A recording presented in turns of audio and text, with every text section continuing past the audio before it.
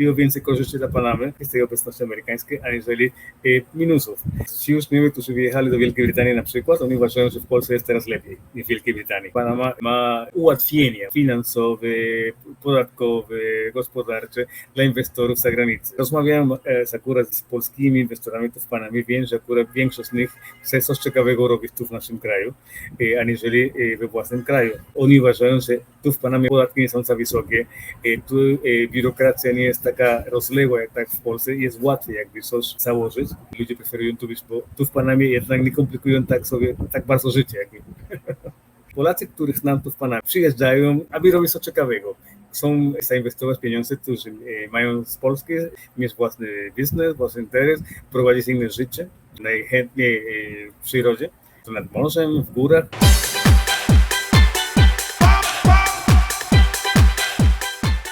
Witamy na kanale Polacy w Ameryce Łacińskiej. Na ogół gościmy tutaj Polaków, którzy opowiadają nam o Ameryce Łacińskiej, ale staramy się znaleźć kogoś z samej Ameryki Łacińskiej, kto by nam o niej opowiedział, a jeszcze żeby ta osoba zrobiła to po polsku, to jest zupełnie trudne. A tutaj niespodzianka, nasz dzisiejszy gość całkiem dobrze mówi po polsku z naszej Panamy. Tak więc Alfonso, witamy na kanale. Dzień dobry, witam Was wszystkich serdecznie. Jestem w Panamie, dokładnie w dzielnicy Rio Bajo. Także Alfonso, na samym początku nie będę się Ciebie tak standardowo pytał, skąd jesteś z Polski, bo chyba nie jesteś z Polski. W takim razie odłóżmy to pytanie na potem, ale muszę się zapytać, skąd znasz tak dobrze język polski? Znam język polski, dlatego że kilka lat temu, parę lat temu, wyjechałem z Panamy do Polski na studia. To było w 1986 roku.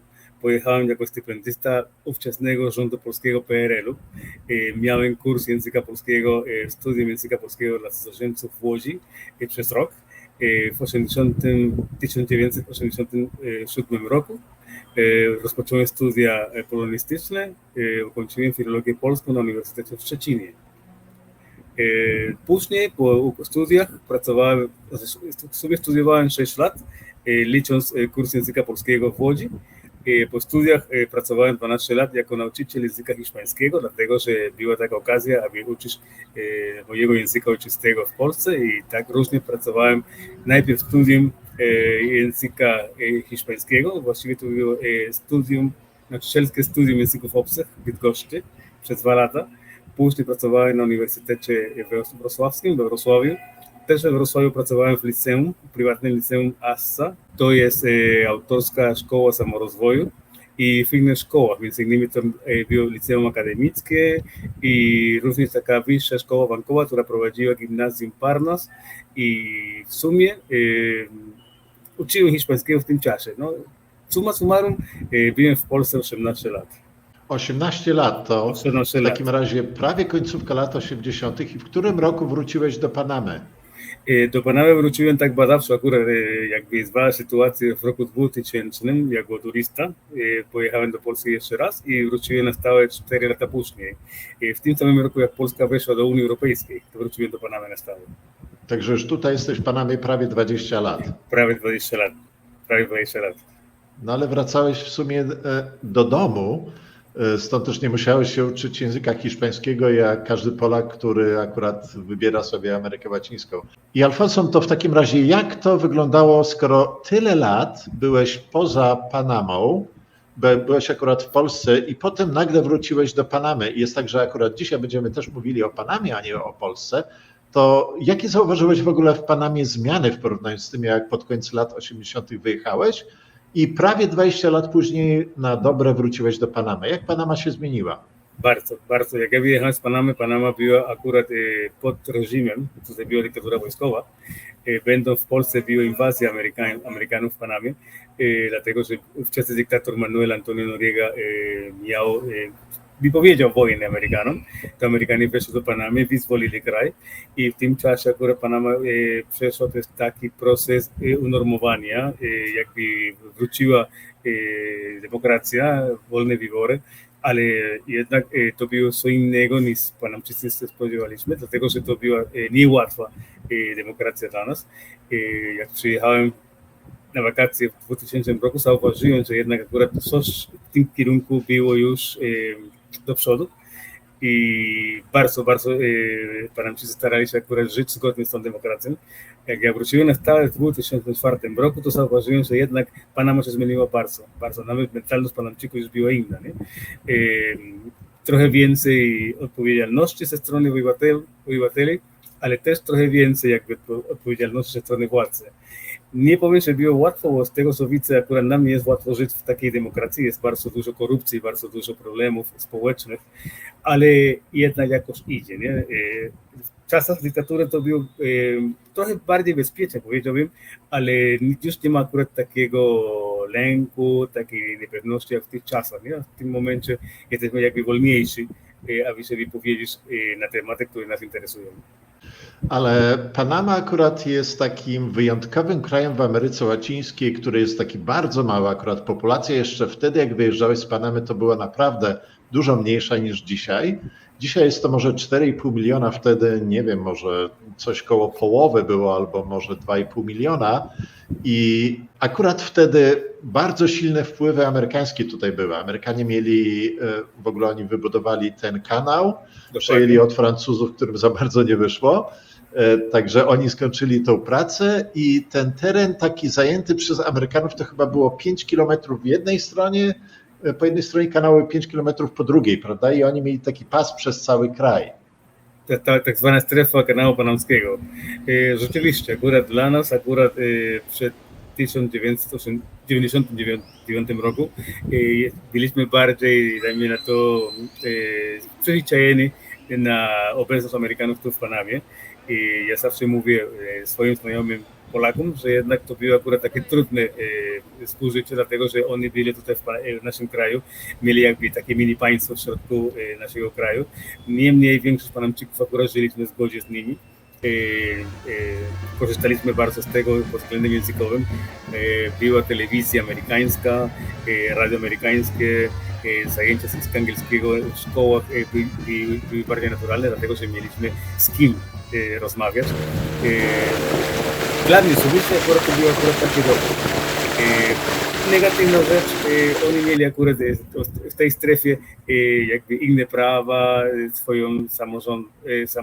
samorząd, a dla nas było akurat trudno się zgodzić z tym, co jest państwo w naszym państwie, dlatego akurat takie problemy były. Ale jak zrobisz taką, jak się mówi, to równowagę, jednak akurat było więcej korzyści dla Panamy z tej prezencji amerykańskiej, z tej obecności amerykańskiej, aniżeli minusów. W tej chwili Panama przejęła kanał panamski już mamy 23 lata. Widzę, że jednak coś jest nie tak. Panama bardzo się stara, ale są problemy z kanałem panamskim. No i ostatnio słyszałem, że jest niski poziom wody w kanale panamskim. Niektóre statki mają trudności, aby przepłynąć ten kanał.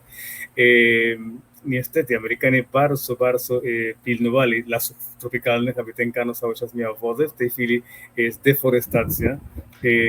Nie wiem, czy akurat to jest na dobre, czy na złe. Budują trzecią linię metra do miasta La Chorrera, robią akurat rozszerzenie autostrady i to wszystko kosztem przyrody. To niestety skutki tej deforestacji już widać. Coraz mniej deszczu, coraz mniej wody i uważam, że w tym momencie Amerykanie jakby lepiej pilnowali tych zasobów naturalnych, aniżeli my. Ale to jest takie dziwne akurat, Alfonso, bo to nie jest tylko przypadek Panamy. Tak samo jeśli w Chile i w Argentynie jest tak, że lokalni Indianie na przykład mieszkają na jakimś terenie, zwłaszcza Chile i Argentyna tak było. I nagle tam wprowadzają się Europejczycy, którzy przejmują część tego terenu i właściwie to oni kupują od tych lokalnych, tylko że potem po pewnym czasie oni tam rozwijają farmy i to było tak, że to były w zasadzie nieużytki, więc oni to doprowadzają do takiego stanu, w którym można dosyć dobrze prosperować i potem powstają szpitale, szkoły i potem upływają może 3 generacje, które to budują I wtedy ci Indianie dochodzą do wniosku, a nie, no teraz, no to jak wy już macie już tam pobudowane i szkoły, i macie i szpital, i my korzystamy z tego szpitalu, wiecie co, no to ten teren jest dużo bardziej warty niż wtedy, jakbyście przyjechali kiedyś tam do nas, no to w takim razie my się z tym nie zgadzamy, że to było dla was sprzedane, no to teraz wyjdziemy, będziemy strajkowali, zamkniemy ulicę i w takim razie jest tam bardzo duży problem, po czym to znowu tamta lokalna już społeczność decyduje, dobrze, to my wam zapłacą, znowu pływają dwie generacje i znowu to samo jest. I tak nie można tego nigdy wyprowadzić na prosto. I przypadek teraz Panamy. Ja tak mówię jako laik, który nie mieszkał wcześniej w Panamie, który nie wychował się tam, no to ja tylko patrzę tak z zewnątrz. Jest tak, że te tereny, gdzie był wybudowany kanał, to już Francuzi na to wpadli, że akurat tam jest dobrze. I on nie był specjalnie tam zaludniony, na pewno tam były jakieś wioski może indyjskie, to trzeba było część ludzi przesiedlić, ale to nigdy nie odbywało się na tym, że wy musicie to opuścić, nie ma mowy, nic nie macie zapłacone. Nie, to było jakoś uregulowane z nimi. I jest tak, że ten teren, no to właściwie on nie był bardzo zaludniony, tam nie było przemysłu, rolnictwa nie było, wykopali tam kanał i akurat było tak, że dogadali się, bierzemy ten pas, ponieważ to musimy ochranić. No ale potem znowu tak było, że upłynęło kilka generacji i lokalni patrzą, że właściwie tam jest dużo lepiej niż tutaj, gdzie my mamy, więc coś musi być nie fair. I wtedy stąd też wzięło się coś takiego, że a dlaczego wy macie inny kraj w naszym kraju? To my teraz będziemy, nie wiem, flagę próbowali tam wciągnąć i tak dalej. Czy za bardzo może nie zagalopowałem się w tym tłumaczeniu? Nie, ja właśnie rozumiem. Problem akurat w tym wszystkim jest, że jak Amerykanie przyjechali dokończyć dzieło Francuzów, to Panama była pod panowaniem Kolumbii. Tu właśnie była Republika Kolumbii, a rząd kolumbijski nie był za bardzo za podpisanie tej umowy z Amerykanami, dlatego że oni czytali warunki, które stawiali Amerykanie i Senat kolumbijski się nie zgadza z tym. Natomiast Panamczycy widzieli okazję, aby wyzwolić się od Kolumbii, dlatego że pod administracją kolumbijską to w Panamie było niedobrze, ogólnie była bieda i jak się mówi po polsku tak na szybko, Panamczycy zdecydowali się na podpisanie umowy z Amerykanami, nie za bardzo wiedzą, co podpisali. Bardziej tutaj nam chodziło o teren. Chodzi o to, że teren był akurat jakby na własność Stanów Zjednoczonych na wieki wieków. Amen. I to właśnie był ten punkt słaby. To, że oni budowali tam bazy wojskowe, że budowali jakieś tam inne instalacje, to nie był problem dla nas, dlatego że my też korzystaliśmy z tego. Problem był taki, że w tym pasie ziemi oni mieli własny rząd, oni byli zależni od stanu Florydy, z tego co wiem. Prawa Florydy były też prawami strefy kanału panamskiego. Natomiast problem z tym, jak być może słyszałeś, było w styczniu 1964 roku, jak była umowa ze strony prezydenta Kennedy'ego, aby wywiesić obie flagi na terenie kanału panamskiego. Była zgoda na to, natomiast jak to doszło do skutku, to studenci Liceum Amerykańskiego Balboa High School byli przeciwni i nie pozwalali wywieźć panamskiej flagi i to niestety doprowadziło do konfliktu.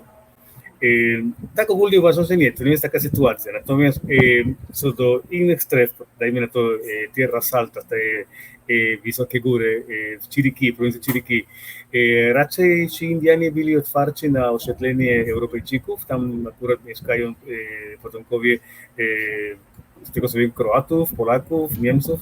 Osobiście znam jednego pana, który tam mieszkał w Cerro Punta, to jest akurat ta wysoka strefa kraju, gdzie produkuje się kawę, pan Szczur. I on jest potomkiem pana Szczura, który przyjechał do Panamy ze Słupska. To już trzecie pokolenie Polaków w Panamie, to oni nie mają problemów tam z mieszkańcami, różnymi mieszkańcami, którzy pracują dla nich. To znaczy, jak jest osadnictwo, to nie ma żadnego problemu. Natomiast widzę problemy tam, gdzie są kopalnie.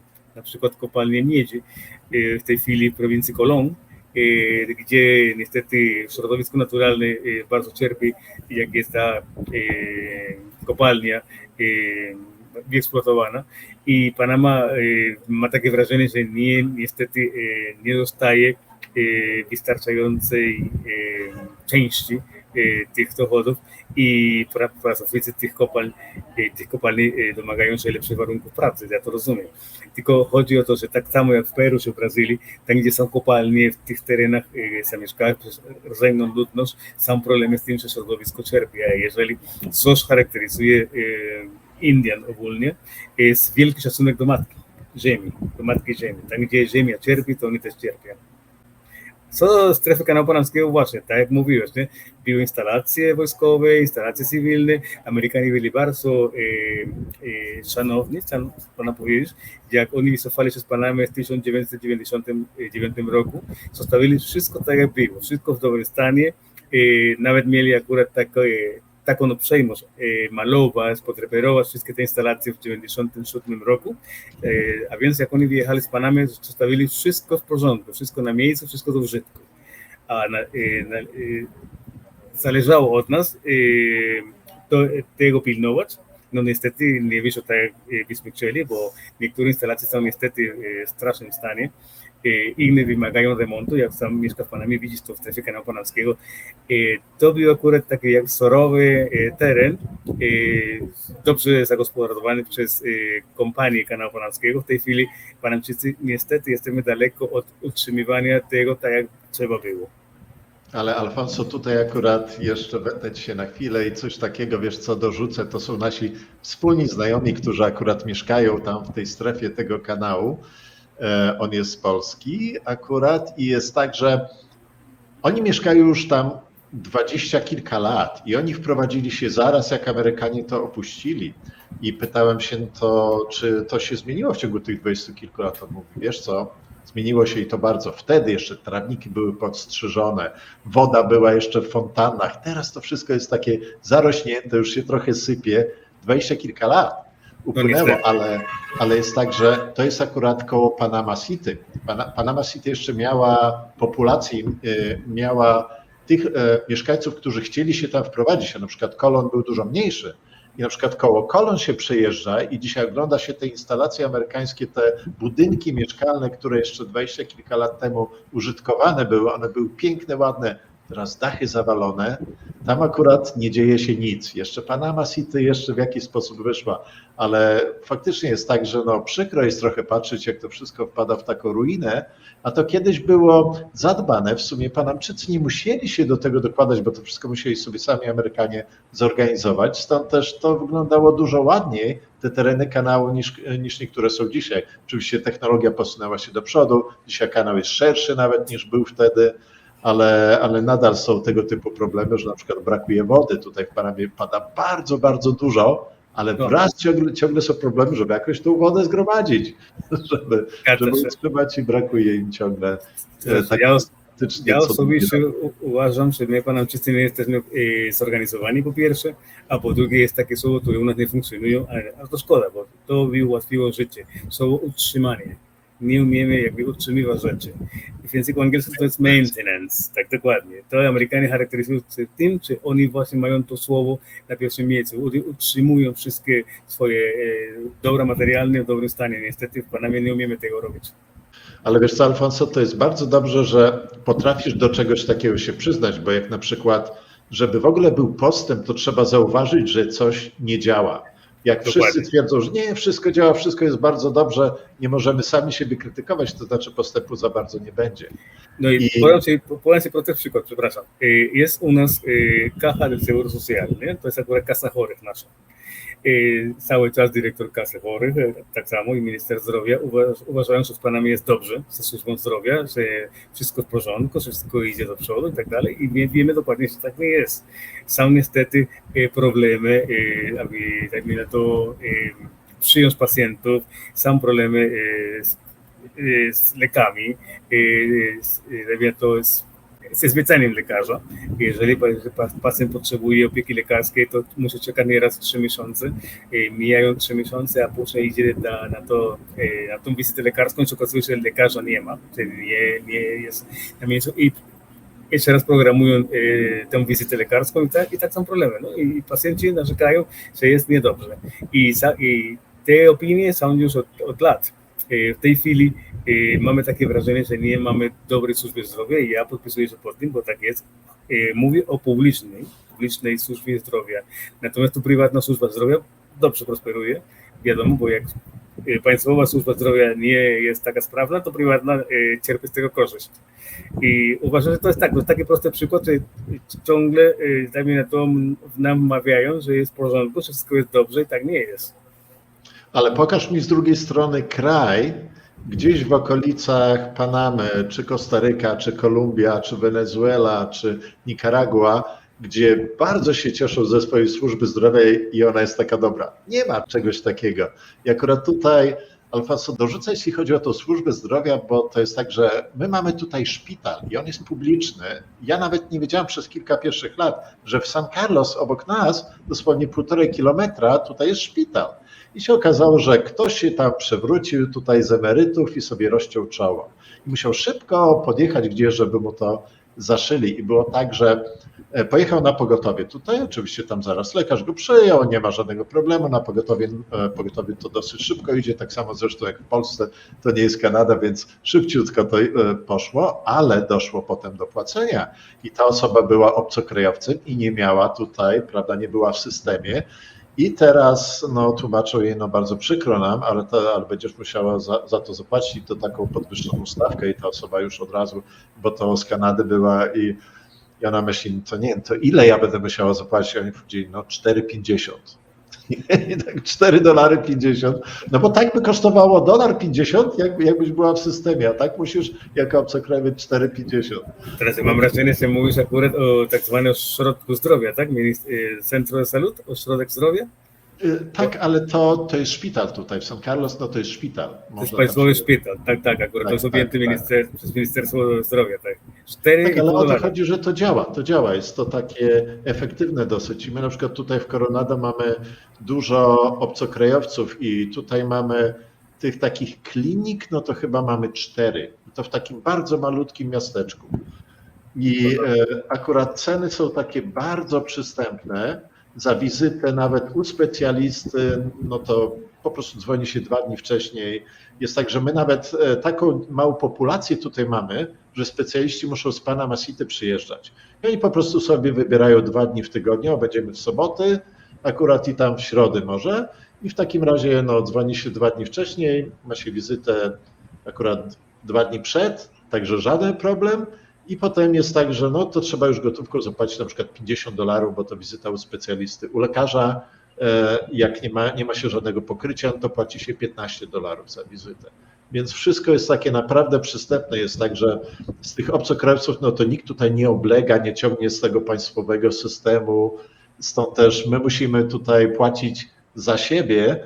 I stąd też nie mamy nawet, większość obcokrajowców tutaj nie ma żadnego ubezpieczenia. To oni mają na początku, jak przyjadą i teraz myślą, ojejku, co to będzie, to lepiej sobie wykupimy, a po roku jak patrzą, to właściwie musimy dużo płacić, a te serwisy są takie tanie, że lepiej po prostu gotówką za to płacić, to oczywiście jak tam jest jakiś duży problem i się wyląduje w szpitalu na operacji, ale to też się nie zbankrutuje, tylko po prostu trochę trzeba oszczędzić, żeby mieć na czarną godzinę i też będzie okej. Stąd też nie jest tak źle. Ale Alfonso, jeszcze tylko wrzucę kawałek, bo przeskoczyliśmy na ten inny temat trochę służby zdrowia, ale wspomniałeś o tym braku maintenance, o tym braku takiego myślenia, że coś trzeba na bieżąco naprawiać, żeby się nie zawaliło. I tutaj mam świetny przykład, bo akurat miesiąc temu nagle mieliśmy bardzo duże problemy z elektrycznością, ale poza Panama City to jest bardzo dużo problemów, zwłaszcza jak się mieszka daleko od dużych miast. Dokładnie. Jest tak, że zmieniła się firma w Panamie, która akurat zajmuje się elektrycznością i to przejęła taka hiszpańska firma, stąd też, to mamy standard europejski. I pierwsze co było, jak oni przyjechali, to mówią, wy tutaj w ogóle nie macie żadnego maintenance tego.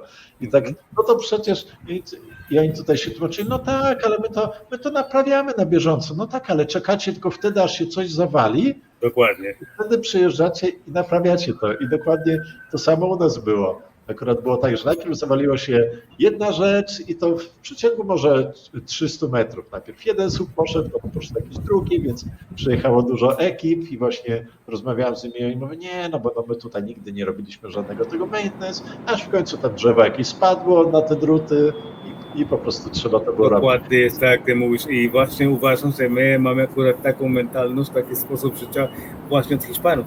Pamiętaj, że my jesteśmy kulturą potomkami Hiszpanów i w Hiszpanii też jest taka jakby mentalność, nie wiem teraz jak Hiszpania należy do Unii Europejskiej, ale właśnie za innych czasów tak samo było w Hiszpanii, że nie na bieżąco, tylko dajmy na to jakby taka improwizacja, nie? Były jakieś tam usterki, to się naprawia jak jest potrzeba. To samo służba zdrowia. Tutaj akurat nie ma takiej u nas medycyny, my mówimy na to medycyna prewentywa, aby zapobiegać, tylko my idziemy do lekarza, idziemy do szpitala, jak jesteśmy chorzy już, jak mamy jakieś objawy choroby. Natomiast w krajach rozwiniętych, z tego co wiem, ludzie po prostu chodzą do lekarza profilaktycznie, aby zapobiegać różnym schorzeń. I tak powinno być. To samo jest to jest team maintenance. Nie czekamy, aby wszystko było sprawne i na bieżąco na to pilnować tego, żeby wszystko było sprawne, tylko naprawiamy usterki. I naprawiamy usterki, jak powstają. Alfonso, jak często latasz do Polski teraz? I nie byłem w Polsce od tego czasu, jak wyjechałem. Natomiast wiem o znajomych z Panamy, z Polski, którzy często jeżdżą tam i wracają, że Polska bardzo się zmieniła w tym czasie, jak jestem tu w Panamie, na dobre. Polska jest teraz bardziej stabilna pod względem gospodarczym, aczkolwiek też ma swoje powiązania dajmy na to, z poziomem życia. Niestety bardzo dużo moich absolwentów ze szkoły średniej muszą jeździć do innych krajów do pracy, bo w Polsce jednak jest trudniej.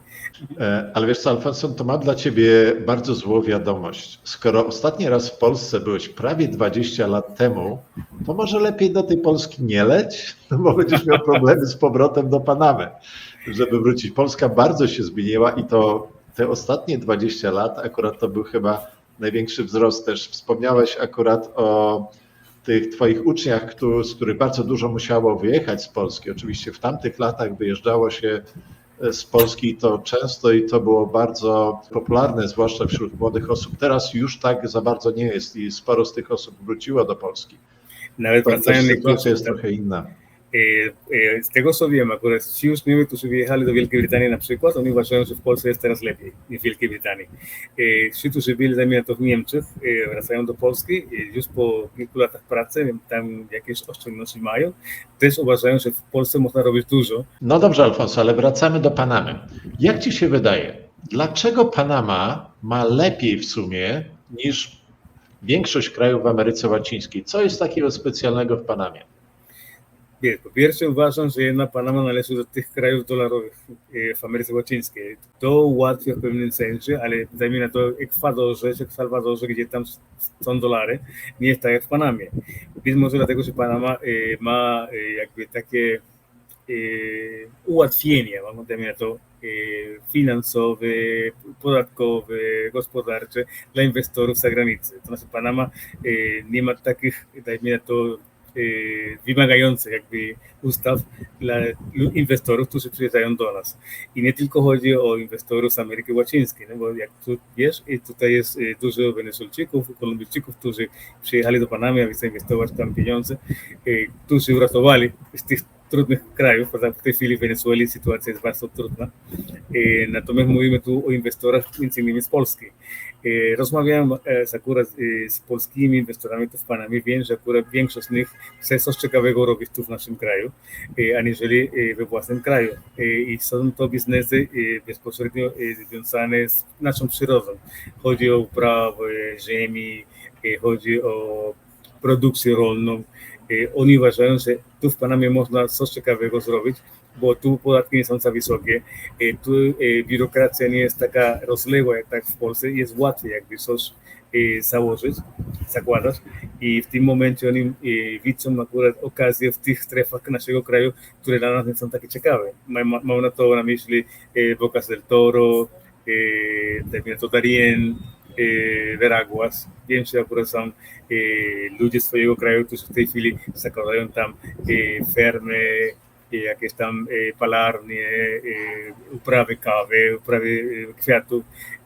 Powiedzmy tam, gdzie mieszkasz, w tej strefie San Carlos, na wybrzeżu, też jakieś tam małe hoteliki, butyki i dobrze idzie. Kilka lat temu poznałem akurat panią z Francji, która założyła taki mały hotel, butik Punta Chamy i ona właśnie uważa, że w Panamie jednak jest lepiej założyć taki mały hotelik, aniżeli w Kostaryce. Kostaryka jest bardzo droga po pierwsze, aczkolwiek ma więcej turystów, ale jest bardzo droga i założyć tam jakikolwiek interes jest bardzo skomplikowane, dlatego że rząd kostarykański ma więcej wymagań, aniżeli nasz rząd. Dla niej jest łatwiej tu. Też próbowała w Republice Dominikańskiej, tam z kolei jest łatwiej niż u nas ponoć, tylko tam bezpieczeństwo nie jest tak bezpiecznie jak u nas. Też spotkałem akurat biznesmenów z Brazylii, Polacy, którzy mieszkali w São Paulo i oni uważają, że tu w Panamie jest o wiele bezpieczniej i o wiele ciekawsze, aniżeli tam. Po pierwsze, tam jest bardzo dużo obcokrajowców też w stanie São Paulo. Po drugie, prawa brazylijskie też są wymagające bardzo i nie zawsze ułatwiają akurat drogę założenia biznesu. Natomiast oni czują, że tu w Panamie traktuje, że ich ze względnością, jak są jakieś trudności, powiedzmy, z tymi papierami, chętnie akurat to są prawnicy, którzy pomagają, mają akurat kontakty w tych urzędach typu imigracji, tam gdzie jest urząd migracyjny. Z tego co wiem, są bardziej życzliwi aniżeli w innych krajach. Może dlatego ludzie preferują tu być, bo tu w Panamie jednak nie komplikują tak bardzo życie. Taka jest moja opinia, tak mi się wydaje. Po prostu nie komplikujemy, dajmy na to, spraw dla tych, którzy chcą u nas zainwestować. No ja właśnie tutaj dorzucę może takie podsumowanie, że w kraju, gdzie wszystko nie jest tak dopięte na ostatni guzik i tak wszystko tak sprawnie działa, to się bardzo dobrze żyje, ponieważ wtedy jest większa swoboda, jeśli chodzi o ekonomię i o wolność osobistą. Znaczy, to jest kraj, jak tak uważam, Panama jest być może krajem dla ludzi bardzo kreatywnych. W tym momencie, jeżeli potrafią jakby skomponować się w nasz krajobraz, to dobrze funkcjonują tutaj, bo miałem akurat też takie wypowiedzi od innych znajomych. Jest taki znajomy, który wrócił do Polski i on uważa, że w pewnym momencie się zrobił, że tutaj akurat wszystko dobrze mu szło. On chciał jakby wrócić ze względu na rodzinę, bo tam ma akurat rodzinę i ma swoje powiązanie, ale uważa, że jednak popełnił być może błąd, dlatego że zostawił taką Panamę, która po prostu dała mu takie ułatwienie, aby prowadzić interes, a teraz w Polsce jest inaczej. W Polsce akurat, jak ty mówisz, nie? Tam akurat jest cała procedura, cała formalność, to musi być wszystko dopięte z ostatniego guzika i on tam czuje się mniej swobodny. On uważa, że tam będzie mu trudniej założyć taki biznes, jaki miał w Panamie. I akurat, Alfonso, bardzo mało jest takich osób tutaj z Ameryki Łacińskiej, które na przykład by tak długo żyły w Polsce wśród Polaków i potem wróciłyby do siebie i przez kolejne 20 lat by żyły już tutaj w Ameryce Łacińskiej. I w takim razie, skoro obracałeś się przez tak długi okres wśród Polaków, co na przykład sądzisz, jak ci się wydaje, czy Polacy potrafią odnaleźć się w Ameryce Łacińskiej? To zależy chyba od Polaków. Niektórzy akurat jak przyjeżdżają do nas, już mają jakby pewną koncepcję. Przedtem jakby przebadali sytuację, może od innych Polaków mieli akurat jakieś tam wskazówki, ale z tego co ja widzę, większość z was, którzy przyjeżdżają do nas do Panamy z takim zamiarem zostać na stałe, to osiąga. Jednak czują się dobrze. Natomiast Panamczycy, którzy zostali w Polsce, to zrobili to bardziej ze względów rodzinnych. Nie? To akurat Panamczycy, którzy ożenili się z Polkami, albo Panamki, które wyszły za Polaków i tam zostali ze względów rodzinnych, powiedzmy. Nie? Natomiast nie jest nam takiej sytuacji, jakby Panamczyk lub Panamka wyjechała do Polski, aby założyć tam biznes, bo to nie jest akurat ta sytuacja, nie? To po prostu chodzi o co innego. Mam paru kolegów z Panamy, którzy tam zostali, dlatego że po ukończeniu studiów dostali tam pracę, założyli rodziny i jest dobrze tam. Natomiast Polacy, których znam tu w Panamie, jest zupełnie inaczej. Powiedzmy, przyjeżdżają jakby, aby robić coś ciekawego. Chcą coś bardzo ciekawego zrobić, zainwestować pieniądze, którzy mają z Polski, dobrze zainwestować, mieć własny biznes, własny interes, prowadzić inne życie, najchętniej w przyrodzie. tak to nad morzem, w górach, niekoniecznie w stolicy, bo ja zauważyłem, że większość Polaków tu w Panamie, którzy chcą prowadzić jakąś działalność gospodarczą, wolą być poza stolicą, prowadzić jakiś biznes poza Panama City. Ja zauważyłem, że akurat w Panamie City to dobrze się żyje tym osobom, które szukają pracy, żeby ktoś im dał tą pracę, żeby znaleźć tam zatrudnienie. Ale ci znowu, którzy się przenoszą na przykład z ideą, że a my sobie otworzymy swój własny biznes, no to po co w Panama City?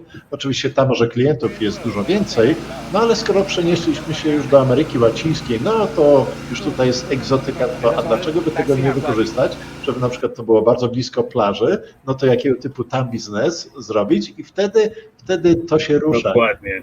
I mają na myśli klientów z Polski, bo taka sytuacja z niektórymi Polakami... Nie tylko. Jest tak, że to nie są klienci tylko z Polski, no bo na przykład jak Polak otworzy tutaj, dajmy na to, bed and breakfast i ma nadzieję, że się utrzyma tylko, no bo Polacy będą przyjeżdżali, no to zbyt daleko nie zajedzie na tym biznesplanie, ale coś takiego zauważyłem, że te 9 lat temu tutaj w Panamie było zupełnie inaczej i akurat jak COVID przyszedł, bo już wtedy zaczęło się rozkręcać bardzo, ale COVID trochę przystopował i akurat teraz, jak to wszystko minęło, to się okazuje, że nagle bardzo dużo jest takich fajnych miejsc w Panamie, których tutaj w ogóle nie było. Te yoga retreats, tam na Santa Catalina, Cambutal, gdzieś tam glamping otwarli nowy i tak. Nie było tego nawet 4 lata temu tutaj. Ale wiesz co, Alfonso, w większości ci, którzy otwarli, to nie Panamczycy, to obcokrajowcy albo Szwajcarzy, Kanadyjczycy, Amerykanie, czy nawet akurat Polacy. Zgadza się. Znaczy, były takie miejsca jakby znane, ale nie były tak wyeksploatowane i tak dajmy na to otwarte jak w tej chwili. Tam po prostu były na nowo odkryte te miejsca i teraz mają inne oferty, ciekawsze. Dajmy na to przed pandemią akurat była taka miejscowość Pedasí, może słyszałeś? Pedasí? Wow, Pedasí była znana przed pandemią, ale teraz w tej chwili po COVID-zie Pedasí kwitnie. Tam jest nawet ostatnio był taki reality z Polski, przyjeżdżali z Polski akurat gości na ten reality show, to akurat reality show miało miejsce w Pedasí i tutaj było trochę Polaków w tym Pedasí. Tak, akurat obok Pedasí oni mają Playa Benao i jak teraz przejeżdżaliśmy dosłownie 3 dni temu akurat przez Pedasí i Playa Benao, to tak się rozbudowało, a kiedyś to można było za grosze kupić tą ziemię. Dokładnie. I tak, no oczywiście człowiek nie wiedział wtedy, jeszcze drogi za bardzo nie było tam zrobionej, no stąd też no bardzo przyjemnie odchodzi, że w Panamie jak się mieszka, to jest bardzo duży postęp. Jest tak, że tak jak mieszkamy tutaj w Coronado, to znajomy opowiadał, on akurat też z Kanady się przeniósł, żona z Polski i oni opowiadali, że przenieśli się gdzieś tak 25 lat temu. Ja mówię tak, wyjeżdżam na Interamericana od siebie tutaj, tak patrzę w jedną stronę, nie ma żadnego samochodu po horyzont, w drugą stronę nie ma po horyzont. To mówi teraz, jak ja chcę skręcić, to ja muszę czekać, ile samochodów jedzie. No to też rozbudowało się i to bardzo. I patrzy się, wiesz, jakie nowe te shopping mole, teraz mamy metro mieć podciągnięte, wiesz, aż tutaj w tą stronę kanału, bardzo blisko nas i tak trochę się boimy, że zbyt dużo osób tutaj będzie i to takie najbardziej czarujące podejście, no bo tutaj mamy tu swoją plażę, tak mało ludzi i tak, no jak tych osób tu będzie za dużo, znowu gdzieś trzeba będzie uciekać właśnie w stronę Pedasí, choć i tam akurat robi się już tłoczno. Ale postęp jest duży i tak radośnie się żyje w takim kraju, gdzie widać, że ten postęp jest dużo większy. Nawet wiesz, zawsze jak przylatujemy do Panamy i na przykład pierwsze co jest, lotnisko. Chodzimy na lotnisko i bardzo dużo młodych osób. A jak znowu jesteśmy, wiesz, latamy odwiedzić nasze dzieci w Kanadzie, wiesz co, wysiadamy na tym lotnisku, patrzymy na tą średnią wieku, taka zaawansowana i tak smutno jest, no. A tutaj powrót jest zupełnie inny. To miło, że akurat goście się czują dobrze w naszym kraju jednak, jak tam u nas, bo ja pamiętam Coronado też na początku lat 70., jak byłem jeszcze dzieckiem, to akurat były początki Coronado i było takie hasło Coronado jest vida, to znaczy Coronado jest życiem. I sam miałem kolegów, którzy mieli tam domy i zapraszali akurat do domów letnich na plaży. Coronado były takie pustawe. Teraz w tej chwili Coronado to jest taka miniatura Panama City. Tak bym określił, nie? To te wszystkie warunki, wszystkie wygody standardowe, które są w Panama City, są w Coronado w takiej miniaturowej postaci. Nawet ma się tam dobry szpital, taki szpital San Fernando jest tam, nie?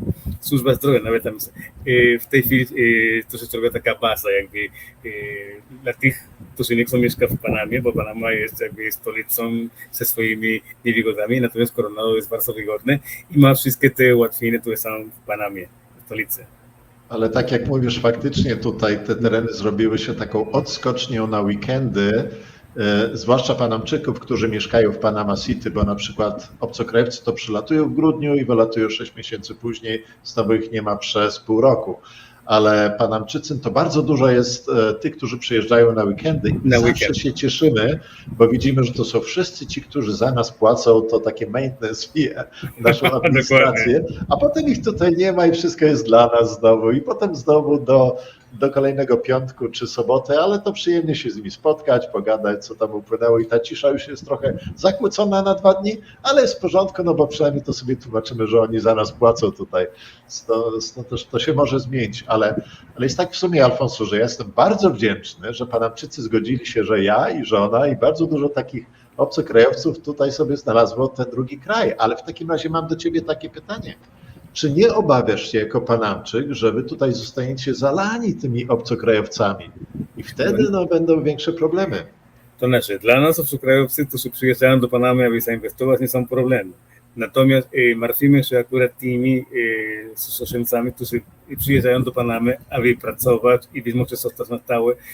I dajmy na to, są jakby taką ręką pracy tańszą od nas. Na przykład z Nikaragui, tutaj jest bardzo dużo Nikaraguańczyków, z Kolumbii, z Dominikany, przyjeżdżają, dajmy na to regularnie i nieraz jest tak, bo trzeba to przyznać, często jest tak, że oni też ciężko pracują, dobrze pracują i w tej chwili czujemy, że jednak rynek pracy się skurczył dla nas, bo oni są.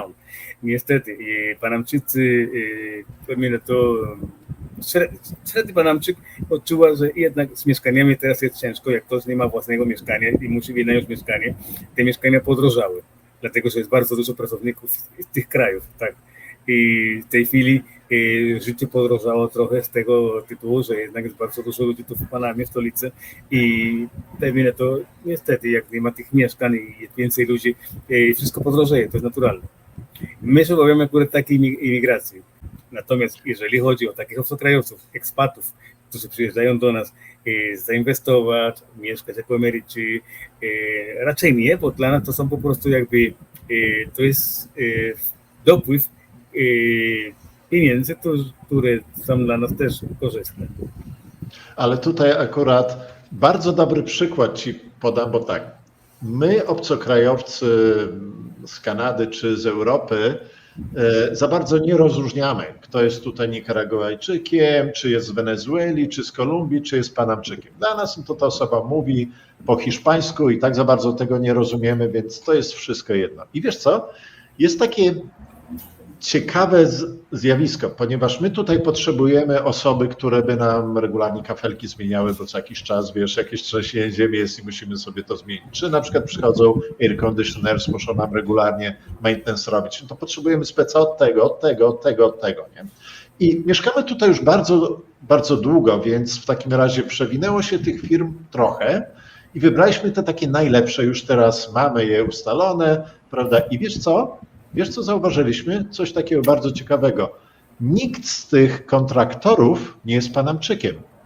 Wszyscy to są albo z Wenezueli, albo z Kolumbii, albo, jak mówisz, z Nikaragui.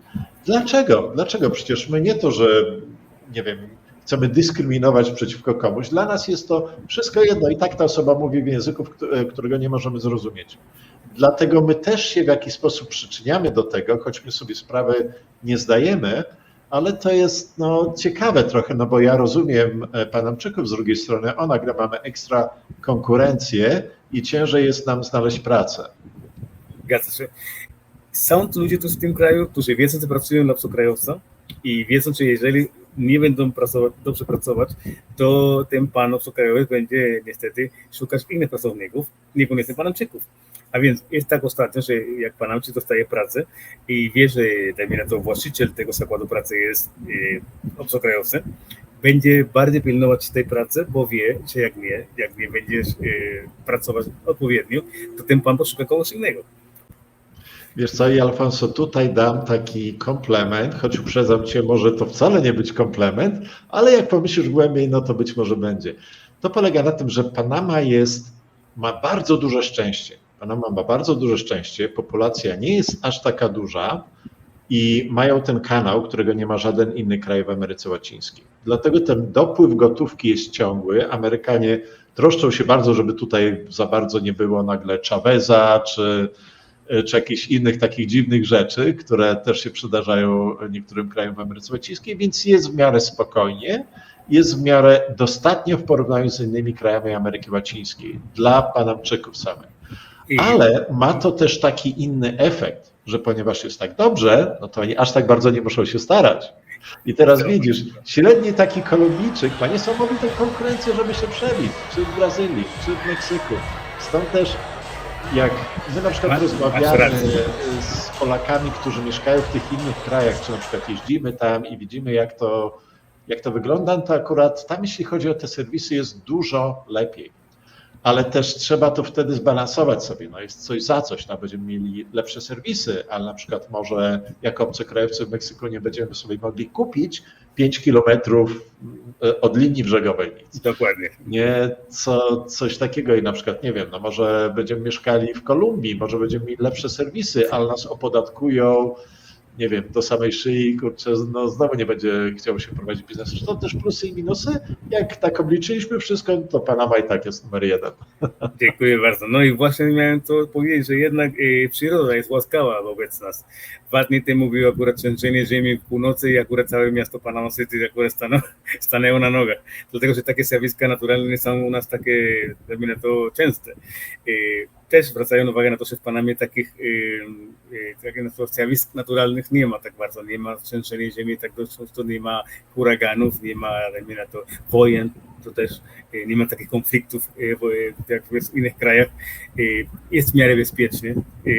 Panamczycy mają takie powiedzenie, że jednak, nie wiem, czy to jest dobrze, ale tak mówią Panamczycy, Dios es panameño, czy Bóg jest Panamczykiem. Nie? Jednak Pan Bóg jest Panamczykiem, dlatego że Pan Bóg tu wśród nas mieszka. Jest dobrze, ale może być lepiej. Zgadza się. Może być lepiej. Ale to faktycznie z czymś takim się spotkałem, że w Panamie już nie to, że bardzo długo nie było wojny. Tutaj nie było wojny nigdy. I w sumie no, taki konflikt, no to naprawdę chciałem się doszukać. Nie, no coś musiało być, przecież to już jest 100 lat, prawda? Mniej więcej, no to na pewno jakaś tam, gdzieś tam, no była wojna, tylko że z kim? No z Kolumbią nie było, no bo tam Darien, o co się tutaj bić, nie? Jedni mają dżunglę po jednej stronie, drudzy też, nie wiadomo. Ale była wojna w takim cudzysłowie, z Kostaryką o jakąś wioskę. Ilość osób, które zginęły, to chyba były 3 osoby. U mnie w mieście, w Polsce, jak było getto zrobione podczas II wojny światowej, no to zginęło 30 kilka tysięcy osób. U mnie w małym mieście. A tutaj 3 osoby zginęły w ciągu ostatnich 100 lat w konflikcie takim zbrojnym z innym krajem. To znaczy, mówiąc prawdę, akurat Panamczycy nie lubimy wojen, nie lubimy takich konfliktów. Dla nas było jedyne pomyślenie taka wojna domowa, jak była ta sprawa inwazji amerykańskiej, to jednak Panamczycy byli podzieleni. Niektórzy byli za inwazją, niektórzy byli przeciw inwazji, ale w sumie doszliśmy do wniosku, że jednak trzeba było coś mieli w tym kraju, dlatego że było niedobrze. I po inwazji, jak było już jakby powrót demokracji, to umieliśmy jakoś się dogadać. Nieraz nam idzie ciężko, jak wiesz, dogadywać się, ale jednak nie wyobrażamy sobie takiej wojny domowej, nie? W innych krajach. W Hiszpanii się była taka wojna domowa, jak przed II wojną światową w Europie była wojna domowa w Hiszpanii, czy wojna domowa, dajmy na to, w innych krajach, Kolumbii na przykład. No, w ogóle jest jakby taka nieoficjalna wojna domowa od wielu lat, dlatego że tam jest guerrilla i te sprawy. My czegoś takiego nie wyobrażamy w Panamie i jesteśmy szczęśliwi za to, że jednak czujemy się bezpiecznie i możemy dać takie poczucie bezpieczeństwa innym ludziom. Jak ci się wydaje, Alfonso, kiedy teraz polecisz do Polski? Jak tylko będę miał okazję, gotowo. Mam nadzieję, że dajmy na to, stawiam sobie taki cel na 2025, daj Boże. Miałem jechać akurat, jak się mówi, w 2018 roku. Kolega też zapraszał na wyjazd teraz w tym roku, ale niestety muszę niektóre rzeczy uporządkować najpierw, aby sobie tam pojechać na spokojnie. Dlaczego ciągle mówisz tak dobrze po polsku? Wyjechałeś z Polski prawie 20 lat temu. To nie był twój język, tylko ten, który się nauczyłeś. I na ogół jest tak, że jak osoba traci kontakt z tym nie swoim językiem, tylko ten, który się nauczyło, to potem przez bardzo szybki okres zapomina to. A ty widzisz, 20 lat prawie minęło. Czy to jakoś podtrzymujesz? Nie wiem, żona jest może Polką? Byłem żonaty przez 5 lat, teraz już nie. Moja była żona jest w Hiszpanii w tej chwili, ona jest nauczycielką języka hiszpańskiego w Hiszpanii, uczy gramatyki hiszpańskiej na Uniwersytecie w Granadzie.